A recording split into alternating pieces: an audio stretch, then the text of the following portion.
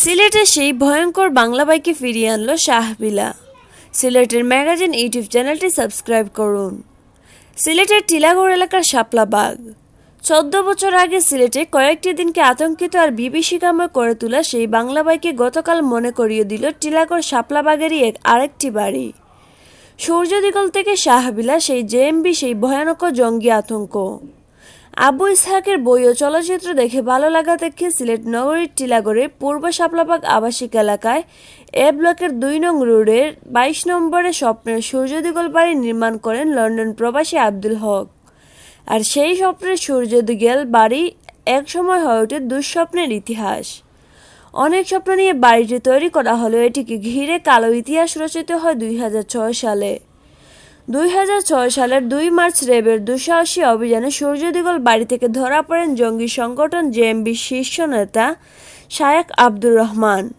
আইনশৃঙ্খলা রক্ষাকারী বাহিনীর শ্বাসরুদ্ধকর অপারেশনে বাড়ির গ্যাস, বিদ্যুৎ, পানির সংযোগ বিচ্ছিন্ন ও ছাদ ফুটো করে নানা কৌশলে সেদিন বাড়িটি থেকে মোস্ট ওয়ান্টেড জঙ্গি নেতা শায়েখ আব্দুর রহমান ও তার স্ত্রী সন্তান সহ 2 সহযোগীকে রক্তপাতহীন অবস্থায় উদ্ধার করা হয়। পরে উত্তেজিত জনতা বাড়িটির দরজা, গ্রিল, জানালা, দেয়াল, জানালার কাজ সব ভেঙে ফেলে এবং বাড়িটি প্রায় বিধ্বস্ত হয়ে পড়ে। একে একে 14টি বছর পেরোনোর পর গতকাল সেই সূর্যদিগল বাড়ির কালো দিন আর ভয়ঙ্কর বাংলা বাইককে মনে করিয়ে দেয় একই এলাকার শাহবিলা নামের আরেকটি বাড়ি। 14 বছর আগে সূর্যদিগলে আস্তানা গড়েছিল জঙ্গি সংগঠন জামায়াতুল মুজাহিদিন বাংলাদেশ। এবারও এই এলাকার শাহবিলায় আশ্রয় নেয় সেই জেএমবির অনুসৃত নব্য জেএমবি। গতকাল মঙ্গলবার আইনশৃঙ্খলা রক্ষাকারী বাহিনীর সদস্যরা অভিযান চালিয়ে শাহবিলা থেকে উদ্ধার করে জঙ্গি তৎপরতায় ব্যবহৃত কয়েকটি কম্পিউটার। গত 24 জুলাই রাত 9:45টার দিকে ঢাকাস্থ পল্টনের পুলিশ চেকপোস্টের 200 গজ দূরে সড়কের পাশে একটি শক্তিশালী বোমার বিস্ফোরণ ঘটে। তবে সেই সময় ওই স্থানে কেউ না থাকায় কোনো হতাহতের ঘটনা ঘটেনি। পুলিশের কাউন্টার টেরোরিজম ইউনিট এর ভাষ্যমতে সেই বিস্ফোরণের সঙ্গে জড়িত জঙ্গিরা সিলেটে এসে আস্তানা গাড়ার খবর পায় পুলিশ। সেই খবর অনুযায়ী গত রোববার দিবাগত রাতে সিলেট নগরী এবং আশেপাশের কয়েকটি এলাকায় জঙ্গি ধরতে অভিযান চালানো হয়। অভিযানকালে সিলেট নগরী মীরাবাজার উদ্দীপন 51 নম্বর বাসা থেকে নিষিদ্ধ ঘোষিত জঙ্গি সংগঠন জামায়াতুল মুজাহিদিন বাংলাদেশ বা নব্য জেএমবির সদস্য নাইমুজ্জামান নাইমকে গ্রেফতার করা হয়। নাইম নব্য জেএমবির সিলেট আঞ্চলিক কমান্ডার। পরবর্তীতে নাইমের কাছ থেকে তথ্য পেয়ে সোমবার রাতে ও মঙ্গলবার ভোরে পৃথক 2টি অভিযান চালায় আইনশৃঙ্খলা রক্ষাকারী বাহিনী। অভিযানে গ্রেফতার করা হয় আরও 4 জনকে। এর মধ্যে সিলেট নগরীর জালালাবাদ আবাসিক এলাকা থেকে সানাউল ইসলাম সাদি নামের একজনকে গ্রেফতার করে পুলিশ। এছাড়াও শহরতলির টুকের বাজার এলাকা থেকে গ্রেফতার করা হয় 3 জনকে। নাইম ও সাদি শাহজালাল বিজ্ঞান ও প্রযুক্তি বিশ্ববিদ্যালয়ের শিক্ষার্থী।